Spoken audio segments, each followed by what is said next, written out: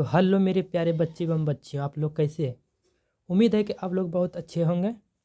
चलिए आज फिर से एस के साकेत सर लेके आ गए हैं आपके लिए संख्या पद्धति। क्या? संख्या पद्धति। आज हम संख्या पद्धति के बारे में जानेंगे कि प्राकृतिक संख्या किसे कहते हैं, पूर्ण संख्या किसे कहते हैं, सम संख्या किसे कहते हैं, विषम संख्या किसे कहते हैं, धनात्मक संख्या किसे कहते हैं, इस तरह जो है किसे कहते हैं। चलिए आज हम जानेंगे। चलिए देखिए, पहला है कि प्राकृतिक संख्या किसे कहते हैं। क्या? प्राकृतिक संख्या किसे कहते हैं? तो प्राकृतिक संख्या किसे कहते हैं? गिनती की संख्या को प्राकृतिक संख्या कहते हैं। किसे कहते हैं? गिनती की संख्या को। देखिए, प्राकृतिक संख्याएं किसे कहते हैं? तो गिनती की संख्या को प्राकृतिक संख्याएं संख्याएं कहते हैं।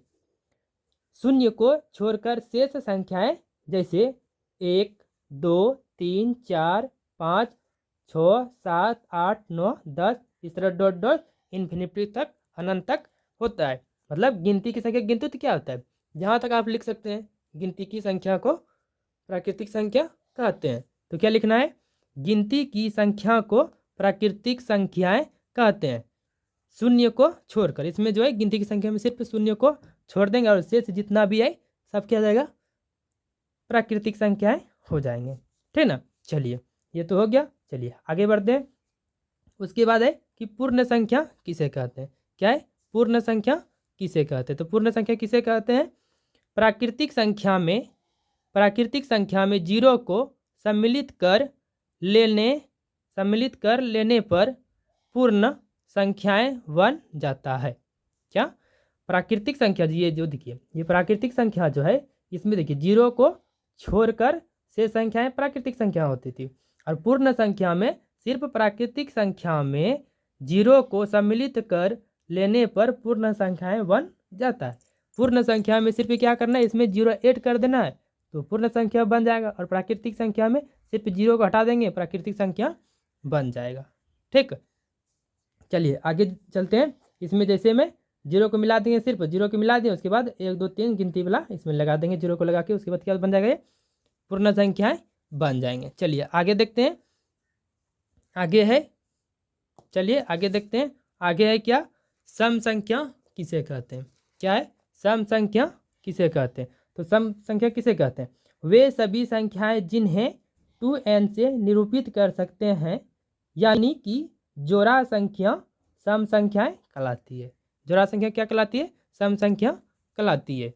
तो इसमें लिखेंगे सम संख्या किसे कहते हैं। लिखना है वे सभी संख्याएं जिन्हें 2n से निरूपित कर सकते हैं, यानी कि जोड़ा संख्या सम संख्या कहलाता है। ठीक ना? जैसे में 2 हो गया, 4 हो गया, 6 हो गया, 8 हो गया, इसी तरह डॉट डॉट आदि। ठीक ना? जोड़ा मतलब जैसे 2, जोड़ा का मतलब 2 + 2 करेंगे 4 हो गया, फिर इसमें 2 जोड़ेंगे तो 6, फिर इसमें 2 जोड़ेंगे 8, इसी तरह फिर 2 जोड़ेंगे तो कितना हो जाएगा? 10, फिर 2 जोड़ेंगे 12 हो जाएगा, फिर 2 जोड़ेंगे तो 14 हो जाएगा। इसी तरह जोड़ते जाएंगे, क्या बन जाएगा? मेरा सम संख्या बन जाएगा। ठीक ना? समझ में आ गया? चलिए आगे बढ़ते हैं। आगे है कि विषम संख्याएं किसे कहते हैं। तो विषम संख्याएं किसे कहते हैं? वे प्राकृतिक संख्याओं जो 2 से विभाजित ना हो। क्या? 2 से भाग ना लगे। ठीक ना? वही लिखे, वे प्राकृतिक संख्याओं जो 2 से विभाजित ना हो उसे विषम संख्या कहते हैं। क्या कहते हैं? विषम संख्या कहते हैं। ठीक ना? मतलब जिसमें जो है 2 से भाग न लगे उसे क्या कहते हैं? विषम संख्या कहते हैं। ठीक ना? तो वही लिखे हैं, वे प्राकृतिक संख्याओं जो 2 से विभाजित ना हो उसे विषम संख्या कहते हैं। जैसे में एक देखिए, एक में 2 से भाग लगेगा क्या? नहीं लगेगा। 3 में 2 लगेगा, 2 से भाग नहीं लगेगा। 5 इसमें भी नहीं, 7 इसमें भी नहीं। इसी तरह फिर आगे क्या जाएगा? 9 हो जाएगा। ठीक ना? 11 हो जाएगा। इसी तरह लिखते जाएंगे, डॉट डॉट मतलब इसमें लिखते जाएंगे, जो भी हो जाएगा। ठीक ना? तो विषम संख्या कैसे लिखेंगे? वे प्राकृतिक संख्या है जो 2 से भाग नहीं, मतलब विभाजित मतलब भाग नहीं लगे, तो जिसमें 2 से भाग नहीं लगेगा वो सारा क्या जाएगा? विषम संख्या हो जाएगा। ठीक ना? चलिए ये भी हो गया। चलिए आगे बढ़ते हैं। आगे है कि धनात्मक संख्या किसे कहते हैं। क्या है? धनात्मक पूर्णांक संख्याएं किसे कहते हैं। क्या है? धनात्मक पूर्णांक संख्याएं किसे कहते हैं। तो लिखना है, क्या लिखना है, धनात्मक में क्या लिखना है, जिन संख्याओं का चिन्ह धनात्मक रहता है धनात्मक पूर्णांक कहलाती है। मतलब जिन संख्याओं का चिन्ह जो है धनात्मक, मतलब प्लस वाला चिन्ह, ये प्लस वाला चिन्ह रहता है, मतलब प्लस वाला जोर वाला चिन्ह रहता है, तो उसे क्या कहते हैं, धनात्मक कहते हैं। ठीक ना। तो जिन संख्याओं का चिन्ह धनात्मक रहता है उसे क्या कहते हैं, धनात्मक पूर्णांक कहलाती है। जैसे में देखिए 1 हो गया, 2 हो गया, 3, 4, 5, 6, 7, 8, 9, 10, इसी तरह लिखते जाएंगे। मतलब प्लस वाला जितना भी रहेगा सब क्या जाएगा, धनात्मक हो जाएगा। ठीक ना, समझ गए। चलिए ठीक है, चलिए आगे बढ़ते हैं। उसके बाद है ऋणात्मक पूर्णांक संख्याएं किसे कहते हैं। क्या है, ऋणात्मक पूर्णांक संख्याएं किसे कहते हैं। क्या लिखना है इसमें, जिन प्राकृतिक संख्याओं का चिन्ह ऋणात्मक रहता है, क्या रहता है, थोड़ा सा ऐसे कर लेते हैं, नहीं दिख रहा है। चलिए अब देखेंगे, जिन प्राकृतिक संख्याओं का चिन्ह ऋणात्मक रहता है ऋणात्मक पूर्णांक संख्या कहलाता है। मतलब इसमें जो है माइनस वाला, क्या इसमें याद रखना है कि प्लस वाला चिन्ह रहेगा, क्या प्लस वाला चिन्ह रहेगा सबके जगह धनात्मक हो जाएगा, और ऋणात्मक में जिसमें माइनस वाला चिन्ह रहेगा उसे ऋणात्मक पूर्णांक संख्या कहलाती है। ठीक ना। चलिए समझ में आ गया। इसमें ऋणात्मक में सिर्फ माइनस लगा देना है, क्या जगह ऋणात्मक पूर्णांक संख्या हो जाएगी, और धनात्मक में प्लस लगाएंगे तो क्या जगह धनात्मक पूर्णांक संख्या हो जाएगा। ठीक ना। चलिए आगे बढ़ते हैं। आगे है, चलिए आगे है क्या कि पूर्णांक संख्या किसे कहते हैं। क्या, पूर्णांक, पहले क्या था, पूर्ण संख्या था, क्या था, पूर्ण, लेकिन यहाँ पे अभी क्या है, पूर्णांक संख्याएं किसे कहते हैं, पूर्णांक। तो पूर्णांक संख्या किसे कहते हैं, धनात्मक पूर्णांक संख्याएं, ऋणात्मक पूर्णांक संख्याएं और शून्य मिलकर पूर्णांक संख्याएं कहलाती है। क्या, इसमें जो है धनात्मक संख्या और ऋणात्मक संख्या और शून्य को जब मिला देते हैं तब क्या बन जाता है, पूर्ण संख्या बन जाती है। क्या, पूर्णांक संख्या बन जाता है, क्या पूर्णांक संख्या बन जाता है। तो पूर्णांक संख्या किसे कहते हैं, धनात्मक पूर्णांक संख्याएं, ऋणात्मक पूर्णांक संख्याएं और शून्य मिलकर पूर्णांक संख्याएं बन जाती, मतलब कहलाती है। ठीक ना। तो जैसे में क्या जाएगा, पहले लगा धनात्मक, देखिए इधर वाला क्या जाएगा, इधर ये सब क्या हो गया, धनात्मक हो गया, फिर इधर वाला क्या हो गया, ऋणात्मक और शून्य। तो देखिए यहाँ पे शून्य लगा दिए, है ना, ये शून्य लगा दिए हैं। तो ऋणात्मक बोल रहा तो माइनस वाला ऋणात्मक होता है, तो बदलाएं, अभी पहले बतलाए ना, यहाँ पे ऋणात्मक में माइनस वाला लगेगा और धनात्मक में प्लस वाला लगेगा, ऋणात्मक में माइनस वाला और धनात्मक में प्लस वाला। तो वही यहाँ पे कर देना है, क्या कर देना है, यहाँ पे धनात्मक बोला है तो प्लस वाला चिन्ह लगा देंगे, और ऋणात्मक बोल रहा है तो माइनस वाला चिन्ह लगा, और शून्य को भी यहाँ पे डाल दिए, तो क्या हो गया, ये पूर्णांक संख्याएं बन जाएगी। ठीक ना। चलिए ठीक है, चलिए आगे बढ़ते हैं। चलिए उसके बाद है कि अभाज्य संख्याएं या ऋण संख्याएं किसे कहते हैं। क्या, अभाज्य संख्याएं या ऋण संख्याएं किसे कहते हैं। तो क्या लिखेंगे, वैसी, क्या लिखेंगे, वैसी, नहीं दिख रहा है, लिखेंगे